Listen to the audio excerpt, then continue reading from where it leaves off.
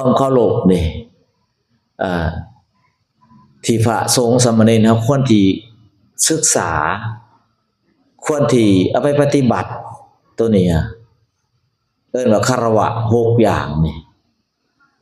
ตัวนี้ได้คือมีหยังแหน่เด้อน้องเณรเนาะตัวนี้ฟังไว้ญาติโยมคือกันนั่นแหละ1ความเอื้อเฟื้อในพระพุทธเจ้า2ความเอื้อเฟื้อในพระธรรม3ความเอื้อเฟื้อในพระสงฆ์4ความเอื้อเฟื้อในการศึกษาหำเรียน5ความเอื้อเฟื้อในความบ่ประมาทในชีวิต6ความเอื้อเฟื้อในการได้ปฏิสันถานในการต้อนรับนี่ตัวนี้พระภิกขุสามเณรเฮาเนี่ยพระสงฆ์สามเณรเฮาควรที่ให้มีคารวะ6นี่คารวะแปลว่าความเคารพหรือว่าความเอื้อเฟื้อจังสิได้อธิบายเป็นข้อโดยย่อๆต่อไปนี้1พุทธคารวตาเคารพในพระพุทธเจ้าเคารพในพระคุณของท่านผู้มีพระคุณเคารพในพระธรรมคำสอนของเพิ่นหรือปฏิบัติตามคำสอนของเพิ่นเคารพในปูชนียวัตถุปูชนียสถาน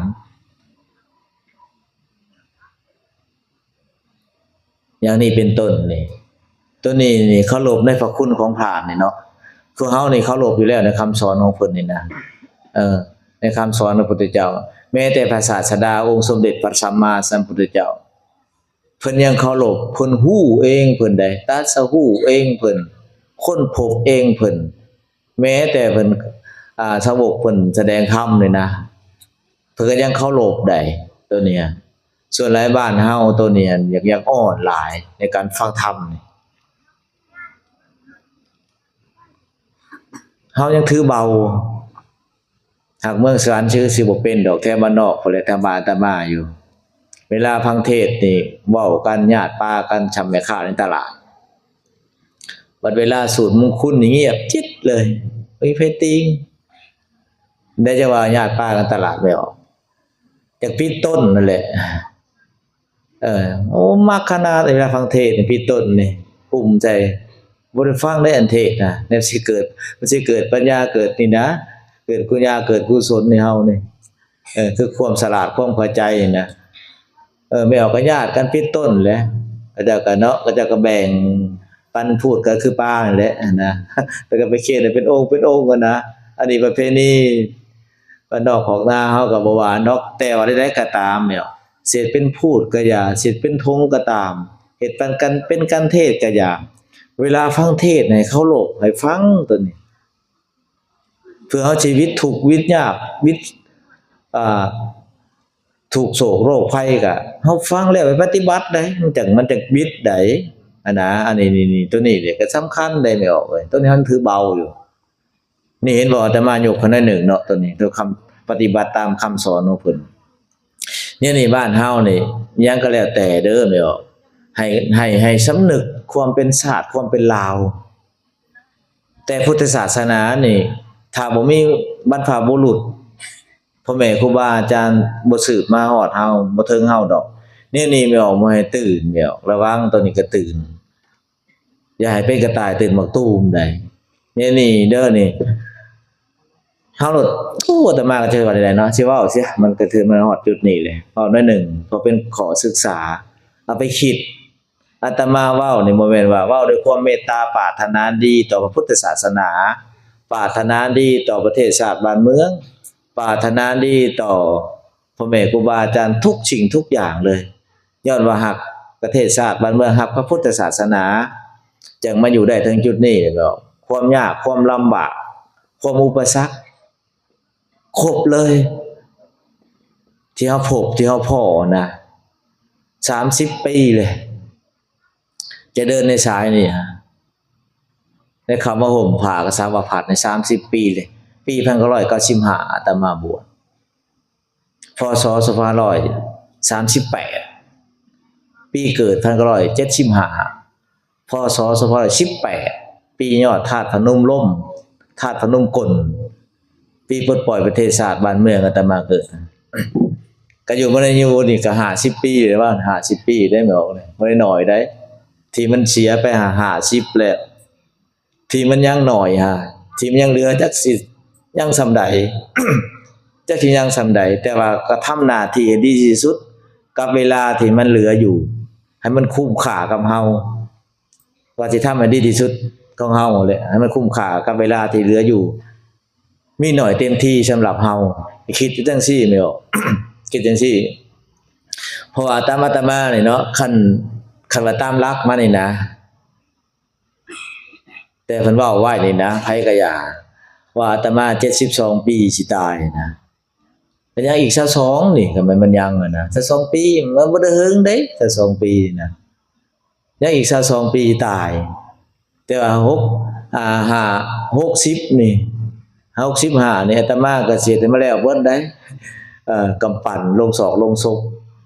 เวลาตายแล้วก็ตามนั้นเลยอาตมานี่บ่เอาหยังเอาแต่กำปั่นอย่างเดียวไม่แคนแล้วก็ไม้ยังก็เตรียมไว้3ไม้แล้วมี3ไม้แล้วแต่เวลาถวายเพลิงอาตมาเวลาจูดนี่นะสิ่งที่ย่างหยังก็บ่ให้เอาเข้าเบิดเป็นเศษเล็กเศษหยังแม้แต่เครื่องสักการะบูชาใครเอาไว้บ่อนหนึ่งเลยเสียจูดแต่แม่จิกก็สิเฮ็ดคืบหนึ่งหรือศอกหนึ่งแหละเฮ็ดเสา4เสาแล้วก็เอาไม้ลงมันเลยเอามาติเต็งให้โลกบ่อนกำปั่นก็บ่ให้หลายให้แต่ว่าช่องข้างฮู้ไปทางกลางแต่แสนดอกไม้ยังก็แล้วแต่เนาะเท่าสำนั้นเฮ็ดไว้ตอนนี้แหละตอนยังมีชีวิตอยู่กันไผสิไปกินไปทานไปโมดเอาตมาไปตอนยังมีชีวิตในโลดว่าก็สิสร้างประโยชน์ตอนนี้กำลังสร้างบ่อนเดินจมกรมบ่อนหยังต่างๆปรับวัดสิปลูกต้นไม้เห็นบ่มาจังซี่แล้วคักไปไม่ออกเลยคักกว่าอยู่ศาลาใหญ่เฮาอีกเด้อเจ้าดอกเตอร์มันสิว่าขอยเด้อศาลามักจะได้เกี่ยวบ่คักศาลามันก็ซื้อบักยาวๆเจ้าดอกเตอร์ยอมรับเพิ่นอลีเพิ่นสร้างถาวรวัตถุนี่เก่งมันก็นี่เพิ่นสร้างศาลาอยู่เวียงจันทน์เฮ็ดทางเขาก็8ตื้อเลย20เซนเพิ่นทางกันโมทนาเพิ่นเนาะเพิ่นมาสร้างบารมีแท้ๆได้นะแม่นเอาบอกเข้ามาตัวนี้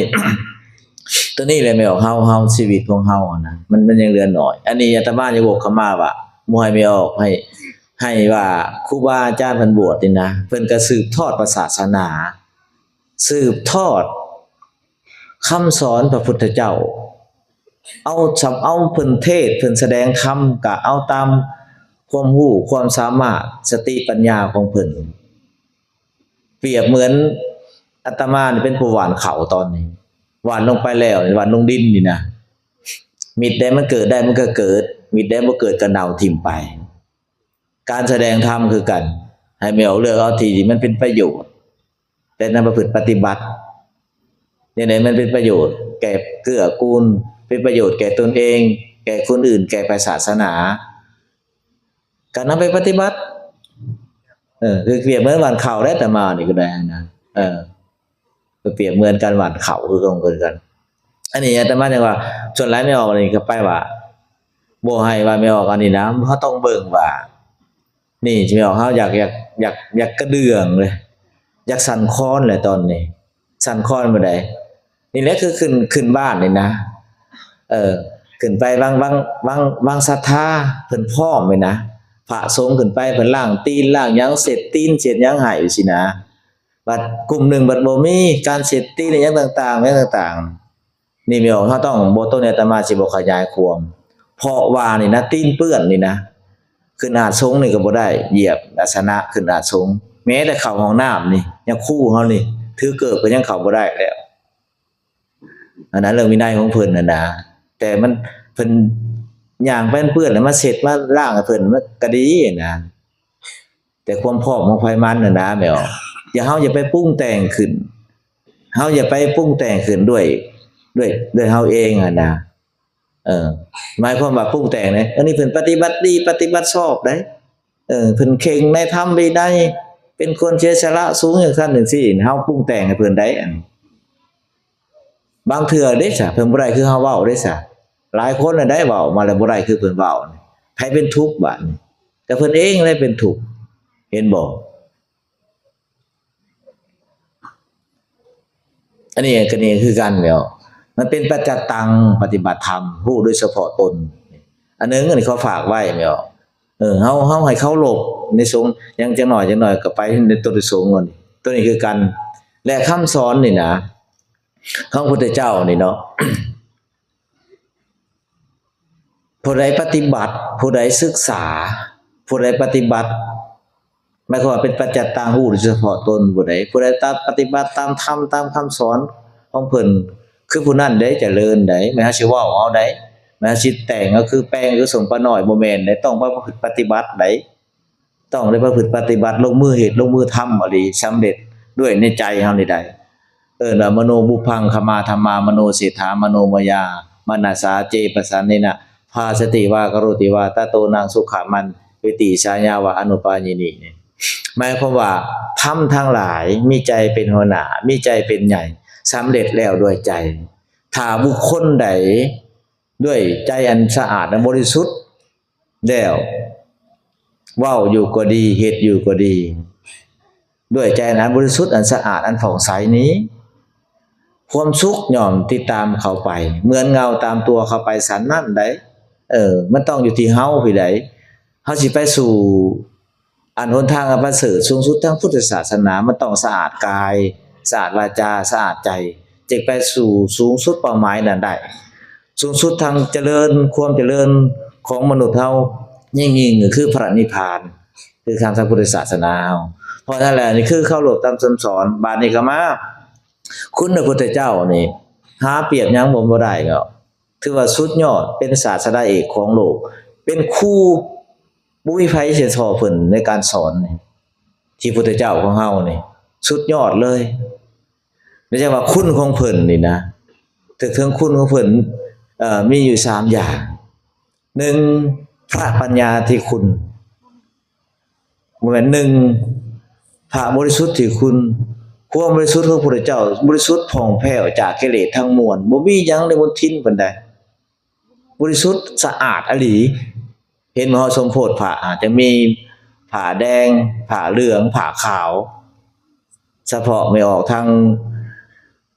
แขวงอื่นทางอื่นบ่ได้ผ้าแดงใส่ก็บ่แล้วแหละโดยเฉพาะไปทางไม่ออกนครหลวงเวียงจันทน์มาเฮ็ดสมโพธิอยู่เมืองอาตมาบ่ได้ผ้าแดงใส่บ่ได้บ่มีผ้า3สีก็บ่ได้อันนี้มันก็เว้าเรื่องตัวมันก็ยาวไปออกเห็นบอกประธานสมบูรณ์ประเหตุบ่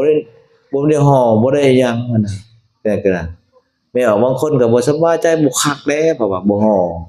เพราะพวกเราประวัติแต่พุทธเจ้าบำเพ็ญมาจนตัดสรู้จนตัดกิเลสนะว่าง่ายซิอันนี้ทรงบริสุทธิ์ผ่องแผ้วจากกิเลสทั้งมวล2พระปัญญาที่คุณคือปัญญาฮู้ยิ่งเห็นจริงในสิ่งทั้งหลายทั้งปวงในโลกนั้นด้วยพระองค์เองในโลกอันนี้ตลอดถึงอาจารย์อนันตจักรวาลและพระนิพพานพระพุทธเจ้าฮู้ด้วยพระองค์เองได้3พระกรุณาธิคุณนี่ทรงมีความกรุณาคือว่าอยากสั่งสอนสัตว์หรือว่าสั่งสอนให้เฮาทั้งหลายนี่พ้นจากกองทุกข์ทั้งมวลเท่านั้นได้เพิ่นพุทธเจ้ามันจะสอนให้เฮาพ้นจากทุกข์ทั้งมวลถ้าว่าผู้ใดสนใจในคำสอนเพิ่นจังสอนได้เพิ่นบ่สนก็เพิ่นก็เว้าบ่รู้เรื่องเพิ่นก็บ่เว้าเอิ้นว่าปัฏฐปรมะว่าบ่ฮู้จักบ่ฮู้เรื่องบ่ฮู้ความหมายเพิ่นก็บ่เว้ามันก็บ่สอนคือกันเด้เขาบ่เคารพธรรมเพิ่นอันนี้นี่คือการเด้อแม่ออกบ้านนี้จังว่าจังซั่นเคารพในปูชนียวัตถุปูชนียสถานที่มันเกี่ยวเนื่องกับพระศาสดาองค์สมเด็จพระสัมมาสัมพุทธเจ้าแม่ออกตัวนี้ก็ได้เด้อแต่มาสิยกให้ได้หน่อยที่ว่าเจดีย์ที่มันเกี่ยวเนื่องกับพระศาสดาหรือเกี่ยวกับพระพุทธเจ้าโดยย่อๆนี่มีหยังแน่มีอยู่4อย่างโดยย่อ1ทาตุเจติยังค คือธาตุเจดีย์ที่บรรจุสำหรับพระบรมสารีริกธาตุหรือว่าอัฐิของพระพุทธเจ้าเราพระอรหันต์พระอริยเจ้าตลอดทอดพ่อแม่ครูบาอาจารย์เฮ็ดเจดีย์ไว้นี่นะไม่ออกนี่เพิ่นก่อไว้หยังก็แล้วแต่ที่มันเกี่ยวเนื่องได้อันนี้สองมาแล้วบัดสองมานี่ปริโภคะเจติยังบริโภคเจดีย์คือเจดีย์ที่มันสถานที่หรือสถานที่ที่พระพุทธเจ้าเคยใช้สอยมาเช่นว่าธาตุเจดีย์เครื่องที่พระพุทธเจ้าเคยใช้สอยมาเช่นว่าบาทเพิ่นบาทคันธากุฎีของเพิ่นที่เฮาไปอินเดียไปไหว้อันนี้แต่ก็ต้นศรีมหาโพธิ์อย่างนี้เป็นต้นที่มันเกี่ยวเนื่องกับพระศาสดาเฮาได้นี่เห็นบ่เฮาสร้างพุทธรูปนี่บ่นี่บางกลุ่มก็ไปกราบลิ้นจี่ชีมังไปกราบไปหยังเพราะว่าเฮากราบบ่เป็นเลยก็แล้วแหละอันนี้เอิ้นว่าประติมากรรมซึ่งเป็นคนเฮาสร้างขึ้นเกี่ยวที่มันเป็นสัญลักษณ์ทางพุทธศาสนาเกี่ยวกับพระพุทธเจ้าหยังก็แล้วแต่เนาะสัญลักษณ์เพิ่นสร้างขึ้นเช่นพระธาตุอิหังนี่บอกกรมเรียนนี่แม่นเบิดเลยฮะคนเฮาสร้างขึ้นนับแต่แกะสะรูปปั้นแกะสลักกรมเรียนพระธาตุอิหังทุกสิ่งทุกอย่างแม่นคนเฮาสร้างขึ้นประติมากรรมคนเฮาสร้างขึ้นแม่นเบิดแหละนะฮะอันนี้เฮาสร้างขึ้นนี่คืออันคือบ่อนที่พระพุทธเจ้ามันเกี่ยวเนื่องกับพระศาสดาเฮา3ธรรมะเจดียังคือว่าธรรมะเจดีคือเจดีบรรจุสำหรับคำสอนของพระพุทธเจ้าเช่นว่าหอพระไตรปิฎกตู้หนังสือพระไตรปิฎกและคือสิ่งที่บรรจุคำสอนพระพุทธเจ้าไว้นะอันนี้ที่เฮาไปนะกูมื้อนี้เห็นบ่บ้านเฮานี่ก็พ่อแม่ครูบาอาจารย์หลายยุคหลายสมัยเนาะความพยายามอยู่บนใดความสำเร็จอยู่บนนั้นได้เฮ็ดหนังสือพระไตรปิฎกเป็นฉบับของลาวเฮา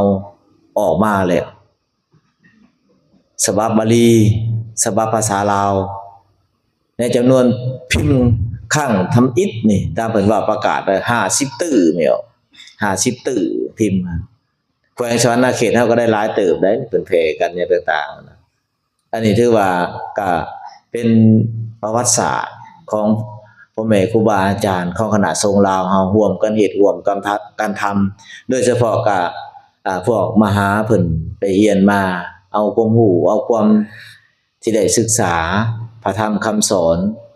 ออกมาพากันเฮ็ดกันทำก็สำเร็จเป็นหนังสือพระไตรปิฎกฉบับภาษาลาวเฮาได้แล้ว50ตื้อพิมพ์อยู่ในตอนนี้โรงพิมพ์อันนี้ถือว่าเฮานี่เป็นคำสอนพระพุทธเจ้าแบบบรรจุกันก็มื้อนี้เฮาอาศัยอันหนังสือพระไตรปิฎกเป็นหลักในการเทศน์การสอนกันแต่ละประเทศเนาะที่เฮ็ดขึ้นมานะเฉพาะสายเทรวาสฉบับเพิ่นเฮ็ดขึ้นมาฉบับจุฬาก็45ฉบับมกุฏก็91ฉบับปุ้ยเชียงสายก็100เล่มหัวแดงนี่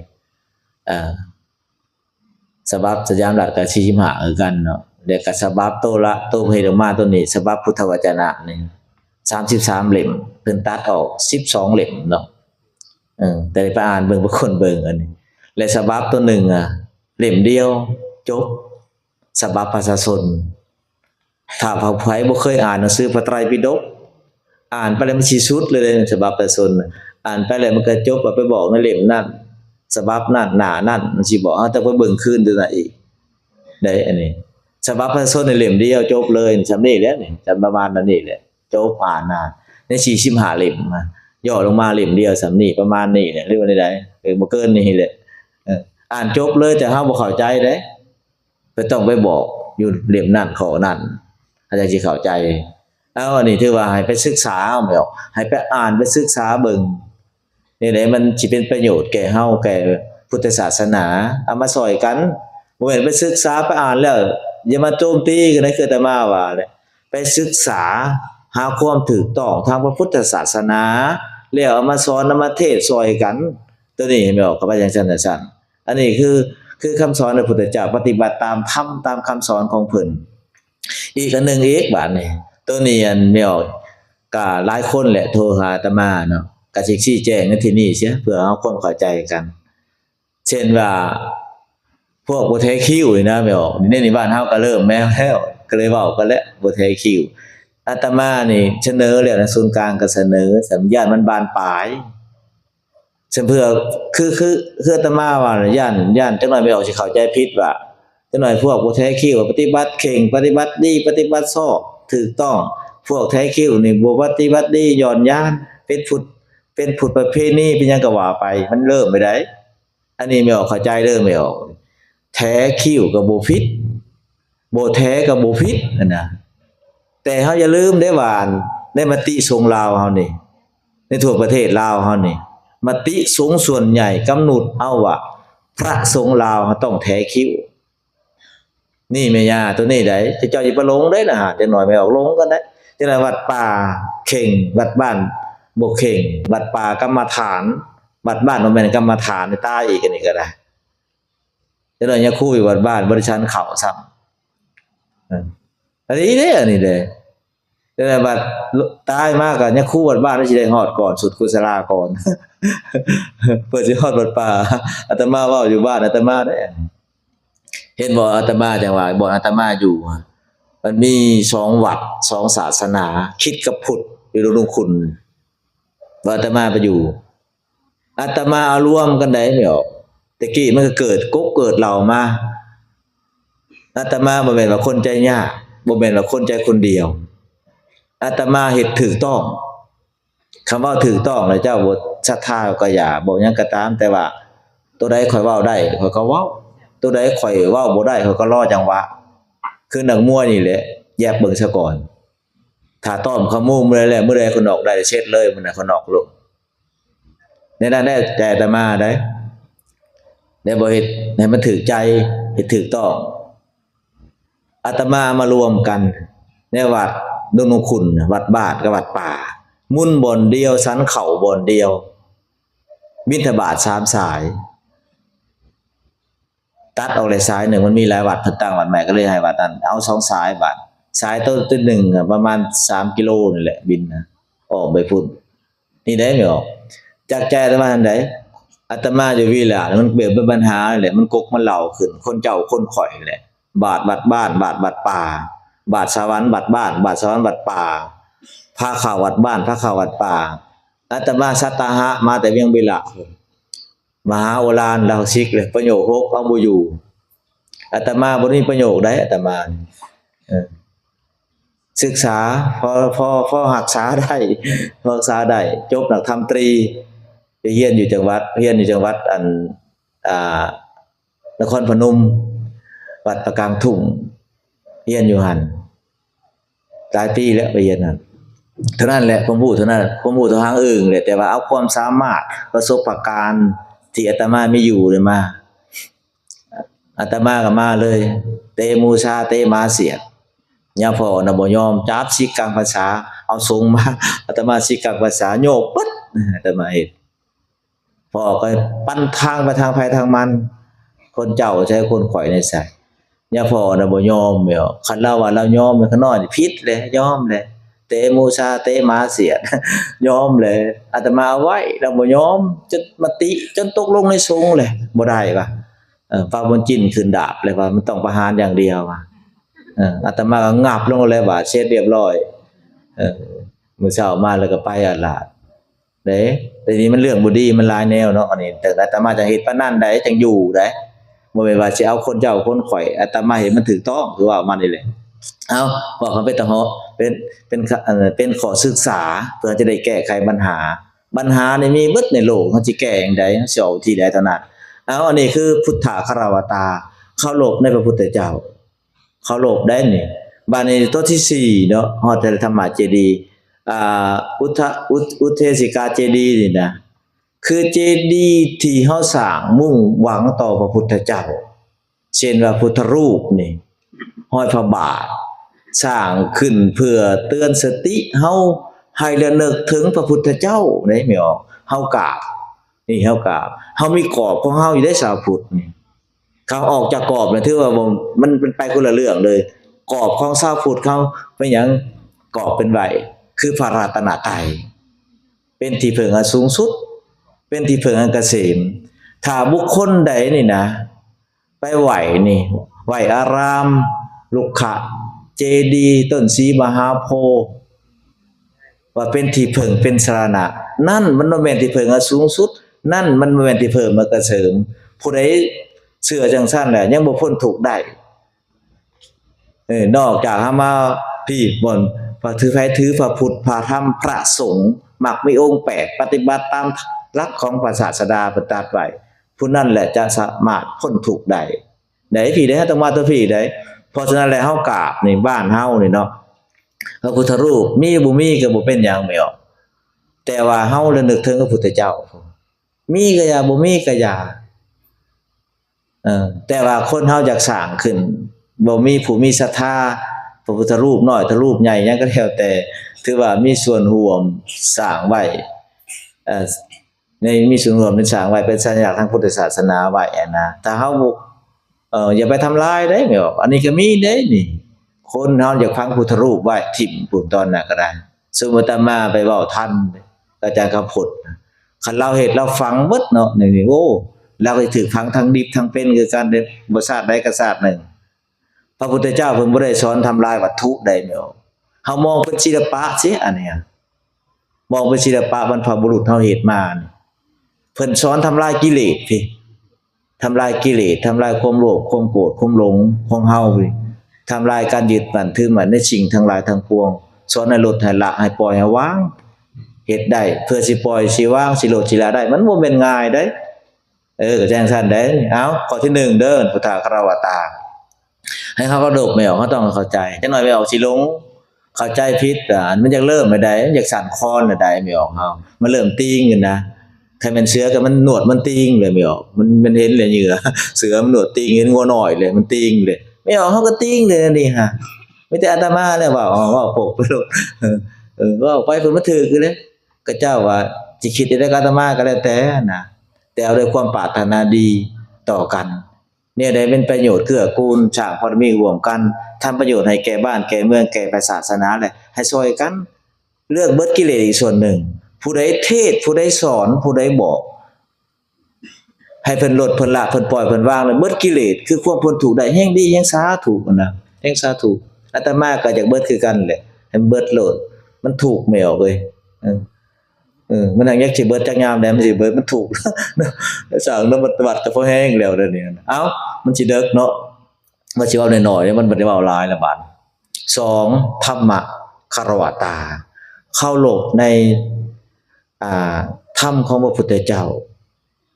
เข้าโลกในการศึกษาหำเฮียนปฏิบัติดีปฏิบัติชอบตามธรรมตามวินัย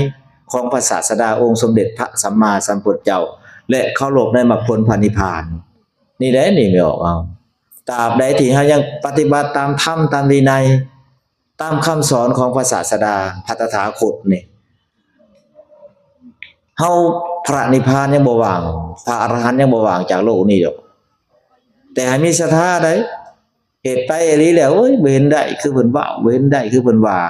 ให้มั่นใจในองค์พระตถาคตว่าเป็นพระสัมมาสัมพุทธะว่าผู้ใดเป็นผู้สอนโลกเป็นผู้นำแสงสว่างให้แก่มนุษย์เฮาทั้งหลายคนทั้งหลายผู้ใดฝึกผู้ใดปฏิบัติตามธรรมตามวินัยเพิ่นแล้วเฮ็ดให้บริสุทธิ์ได้หลุดพ้นได้ดังองค์สมเด็จพระสัมมาสัมพุทธเจ้าประพฤติปฏิบัตินั้นเป็นตัวอย่าง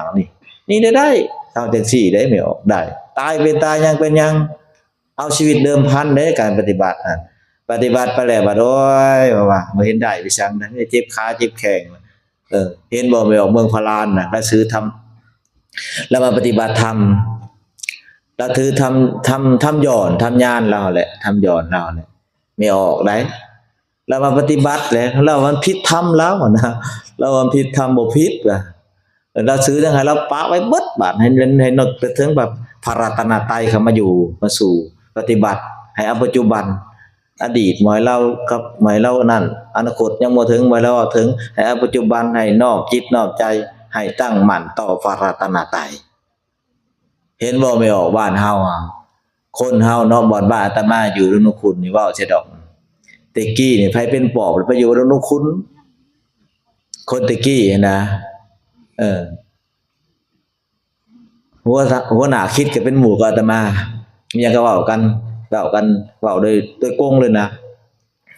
เดินไผเดินหยังในวัดก็ช่วยกันเรื่องทำกิจศาสนาทำไผทำมันแต่ว่าในเป็นประโยชน์แก่บนอยู่บนเช้ามีความสามัคคีเป็นประโยชน์กับประเทศชาติมันสามัคคีเลยให้ช่วยกันแต่ทำปฏิบัติกิจทางศาสนาปฏิบัติใครปฏิบัติมันอาตมาว่าหมายว่าจะกันว่าคนนั้นดีคนนี้บ่ดีอันนี้พุทธเฮาก็บ่มีเด้อแม่ออกพี่ปอบบ่มีแต่พระรัตนตรัยกระเจ้าก็บ่มีคือกันเขาไปหันต้องไปไทเฮียนยังมากก็ไปเสนอก็บ่ต้องเชื่อพระเจ้าอย่างเดียวบ่มีอย่างอื่นเขาก็ได้น่ะเฮาก็เชื่อก็พระรัตนตรัยอย่างเดียวลูกนะบ่มีผีไทยผีแทนผีไห้ผีนาผีป่าผีดงผีพงผีเหล่าบ่มีดอกเอาพระพุทธพระธรรมพระสงฆ์อย่างเดียวแล้วก็จบเบิดเท่านั้นเด้อันนี้ทางพุทธศาสนาเป็นกรอบของเฮาอันนี้เนาะเอาอันนี้คือพระธรรมคำสอนของเพิ่นข้าพเจ้าปฏิบัติตามนี่ไม่ออกยังเชื่อในพระตถาคตว่ามั่นใจในพระตถาคตว่าเป็นพระสัมมาสัมพุทธะเป็นผู้นำแสงสว่างให้แก่โลกปฏิบัติตามนี่เดี๋ยวพระอรหันต์พระนิพพานยังบ่ว่างจากโลกนี้ดอก3สังฆคารวตาเคารพในพระสงฆ์นี่เคารพในพระสงฆ์เป็นการขาบไหว้สักการะบูชาไม่ออกจะเป็นสมมุติสงฆ์ก็ตามอริยสงฆ์ก็ตามนี่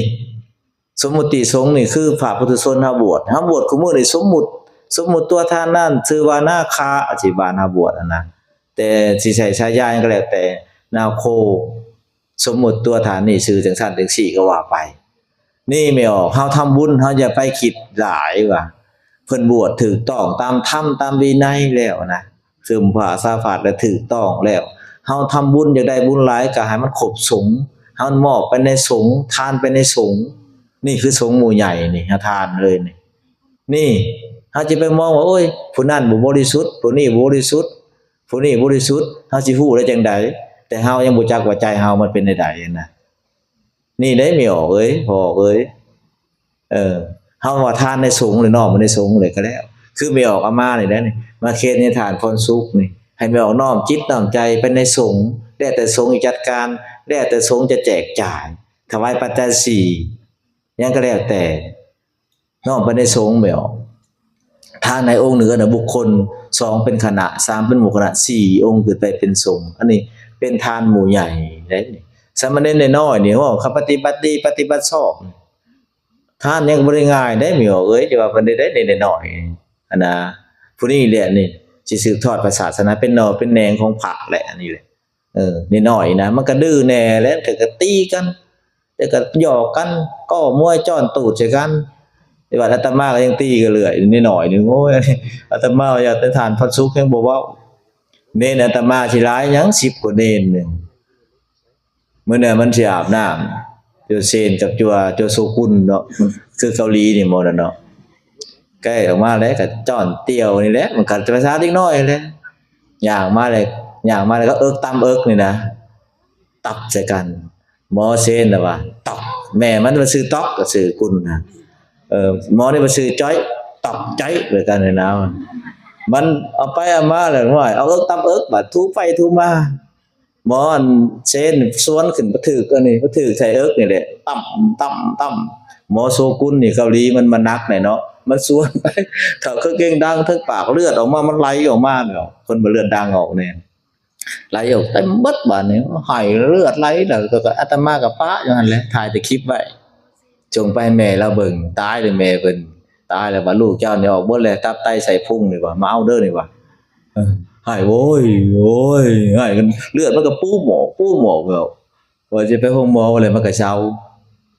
ลาบคักมันยังบาดมันถึกมัดหนักหมอ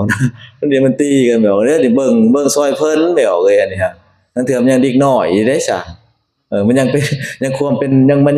ยังเป็นหน่อเป็นแหนงอยู่ยังสามารถเบี้ยได้ยังสามารถใส่พุ่นใส่ปุ๋ยให้มันออกดอกออกผลได้ก็เป็นต้นไม้อะนะอันนี้คือการเล่นนี่ลูกชื่อเจ้าหลานชื่อเจ้าแล้วบวชน่ะเพิ่นบ่ได้มีลูกดอกลูกกำพร้าพ่อแม่ยังเบิดมันเพิ่นก็เบิ่งเอาบางคนก็มันยากมันช้าว่ะไปถิ่มอยู่วัดพุ่นเอ้าไปบวชอยู่วัดเสียสบายกินข้าวสุกปลาตายยามมื้อเช้าตีโป่งกิโลยามมื้อเพลตีเพลกิโลปะโธกับคนขี้คร้านคนบ่ดุอย่ามาบวชก็อย่าแม่วอย่ามามันเฉาะเพิ่นมันยากเพิ่นลำบากเพิ่นแต่เฮายังบ่อยากลำบากเฮายังบ่ทิ่มให้เพิ่นเด้จะไม่ข้าวหวานเว้าอยู่แล้วอันนี้เป็ดเป็นผู้ไก่เป็นผู้ผักขี่กระดักขี่เดือนให้ผู้เลี้ยงบุญสิได้แก่ไผแล้วว่าแม่ยายวันน่ะแม่ใหญ่ชิปเอ้าอันนี้มันสิเด็กเนาะอันนี้คืออันสงฆ์ได้ไม่ออกอันนี้เฮาต้องเคารพเพิ่นอย่างต่างๆเรื่องที่ชิ้นเพิ่นสิด่างสิพ้อยอีกส่วนหนึ่งแม่บาปกรรมของไผของมันเฮามีหน้าที่อุปถัมภ์บำรุงแล้วตายเลยบุญเฮาได้แน่นอนแล้วเพิ่นคือไปรษณีย์ว่าซั่นซะเฮาฝากหยังก็แล้วแต่เอาบัดข้อที่4เนาะสงฆ์แล้วบัดสิกขาคารวะตาเคารพในการศึกษาได้แก่เอาใจใส่ใจต่อการศึกษาบ่เป็นขี้คร้านบ่เป็นคนขี้คร้านขยันหมั่นเพียรดูการศึกษาดูเขียนดูอ่านดูเรียนแล้วได้โลดเด้อน้อยๆอย่าเก่งนะต้องเป็นคนขยันดูอ่านดูเขียนใส่ใจเอาใจใส่สงสัยตัวใดเลยจดไว้ไปถามเพิ่นตัวนี้เขาน้อยบ่เข้าใจตัวนี้ได้เก่งโลดกับเพิ่นนั่นน่ะส่วนหลายคู่มื้อแม่เอ้ยนี่น่ะอาตมาม.2 เลยฝากอาจารย์พรสุขไว้เนี่ยเขียนชื่อก็บ่เป็นม.2 เด้เขียนชื่ออาจารย์ก็บ่เป็นเขียนดูตัวบูมจบูมเนาะเมืองชนด่านแม่ย่าพิมพาแหละจบูมแล้วบัดคนคุมผ้างามๆจบูมเจ้าพี่บูมจะมาแต่ไสเมืองชนใต้ล่ะว่าอ้าวเมืองชนใต้ก็มีบ่ใต้เมืองชนล่ะว่านะใต้เมืองชนมาได้แก่งกอกพี่นากับสีดานมาบวชเลยอยู่ม.2 อ้าวเขียนมึงดูชื่ออาจารย์นี่อาจารย์นี่จ้อล่ะว่าจ้อจานสระอาจานนอจานล่ะว่าเขียนต่อไปบ่เป็นแม่ม.2 ได้หาอาจารย์เราตะจ้อเราว่าเมืองชนเนาะสระอาจ้อจ้าตะนอใส่เป็นจานเราว่าตัวอื่นเขียนบ่ได้เราโอ้ยว่าตายโลดบาดอันนี้จะฝาดพันสุกเอ้ยเน้นหาได้ซะตะกี้ยังว่ามีหัดเขียนงามเนาะบ่ท่องขึ้นใจแม่อาตมาก็ได้ท่องได้ถือกันพลอยในครูด้วยตอนป .5 บ่ท่องขึ้นใจเอาไปยืนในกระดานนี่เราบางสูตรนี่21224เราบ่ท่องขึ้นใจเขียนหัดแต่งเขียนงามก็เขียนคู่มื้อนี่จักเขียนได้เลยบ่ได้เลยมีแต่มีคู่มื้อนี่มีแต่เขียหลายแม่นอยู่บ่จักหน่อยสังคมก้มหน้าเขียเน้นก็เขียพระก็เขียไม่ออกก็เขียเฒ่าๆก็เขียกับหลานเราอยู่เฮือนเขียนำกันนั่นแหละไปมาเขียเบิดมื้อเว้นลืมมากินข้าวลืมมาป้อนหลานนั่นก็ได้มันเขียมันควรก้มหน้ามันเขียแม่ย่าเขียเทื่อก็ยังคู่ลงลืมมากินข้าวมันกายโมงมันได้เขียไว้ก็เขียไปเขียมาบ่ลืมเสียเอ้าอันนี้มันเป็นไปเลยเนาะแม่สังนุกมันตากว้างโลกกว้างตากว้างหูไกลใจแคบนอนกอดกิเลสผีเพศเกิดเต็มบ้านเต็มเมืองผู้มื้อมันเขียโจรก็เขียเพราะโจรมันจิรักก็เขียหากันเอ้าอันนี้จะเก่งต้องเป็นคนเอาใจใส่ใจโดยการศึกษาให้เหตุการณ์บ้านเจ้าของนี่เก่งโลดอันนี้เห็นว่าเพิ่นจบมานี่อาจารย์ดอกเตอร์นี่อาจารย์อาตมายอมรับเพิ่นนี่ความจำอาจารย์ดอกเตอร์ลำลงนี่บ่จำดีจื้อดีซื้อยะทานงอนนี่ 2-3 บรรทัดแล้วเอาแล่ๆๆไปเฮาต้องมาอ่านยังบ่จักถูกเลยมาอ่านนะเป็นภาษานะนี่ศาลาเพิ่นนี่แหละนี่ชื่อแต่ว่าศาลาสุธรรมอาจารย์ดอกเตอร์ดำรงว่าแล่ๆๆไปได้เราเว้าเราจื้อเราจำบ่ได้ดอกเตอร์แต่เป็นเณรผู้ใดประเทศอยู่วัดป่าบางขอนแต่ตาดอกเตอร์เราเทศแต่เป็นเณรผู้ใดไม่ออกเสียงเราแต่เทศแต่เป็นเณรเห็นไม้แล้วเทศแล้วจับจักเว้าได้อันนี้ถือว่านี่เป็นตัวอย่างที่เฮาสิเอาไปควรศึกษานำเพิ่นควรที่อันนั้นนำเพิ่น รุ่นชื่อเจ้านี่นะคืออาจารย์เนี่ยแบบเฒ่าเลย50แล้วใกล้แล้วใกล้น้ำมือประหารอย่างเข้าประหารแล้วเรียงคิวแล้วขอเพียงแต่อย่าลัดคิวเท่านั้นอาตมาคิดเท่านั้นได้หาย72อยากตาย อย่าประลัดคิวอย่าตายก่อนนะแม่ออบางทีเฮาเดินทางไปเกิดอุบัติเหตุที่ยังตายว่าสิไม่ว่าบ่ได้เด้ก่อนตายอะนะเอาอันนี้ถือว่าการศึกษาข้อที่5อัปปมาทะคารวตาเคารพในความบ่ประมาทเช่นว่ามีสติมั่นคงรอบคอบในการเหตุในการกระทำเวียกงานทุกสิ่งทุกอย่างที่เราเฮ็ดลงไปถ้ามีสติในการเหตุในการกระทำการลุกการย่างการเดินเวียกงานทุกสิ่งทุกอย่างเฮ็ดให้เฮามีสติเฮาจังสิบ่ประมาทคำเฮาขาดสติก็คือเฮาเกิดประมาทในความตายแน่นอนถ้าเฮาขาดเหตุหยังก็อย่ายอมผิดพลาดสูงเด้เพราะฉะนั้นจะว่าให้มีสติบ่ให้สิ่งระวังบ่ให้มันเกิดความกำนัดเกิดขึ้นคัดเครื่องอย่างนี้เป็นต้นนี่อันนี้นี่เฮาบ่ประมาท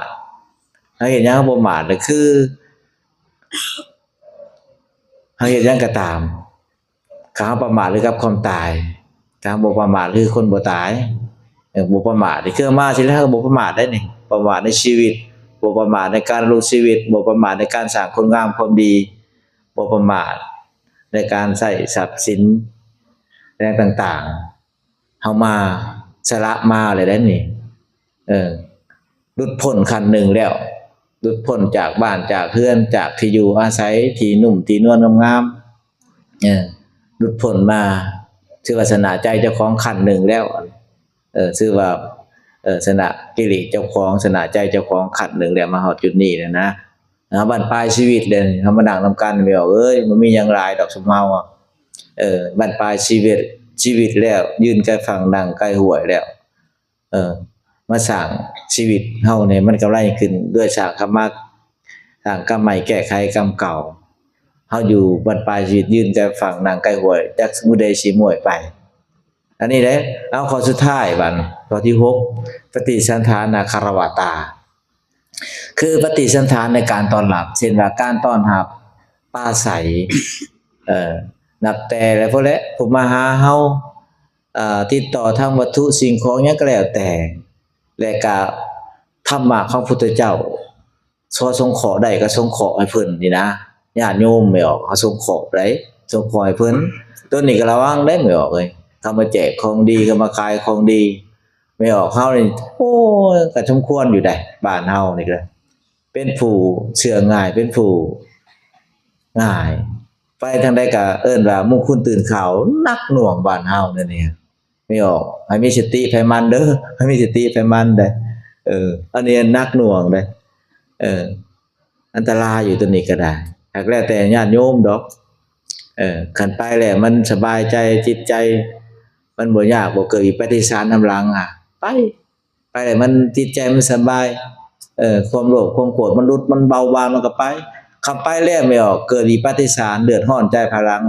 ไปก็เบิดเงินบักหลายๆเอามาแล้วบ่เห็นได้คือเพิ่นว่าเพิ่นรวยหวยก็บ่ถูกเลขก็บ่ถูกแฮงถูกตื่มบัดนี้ตายแล้วบาดมันเดือดร้อนบาดนี่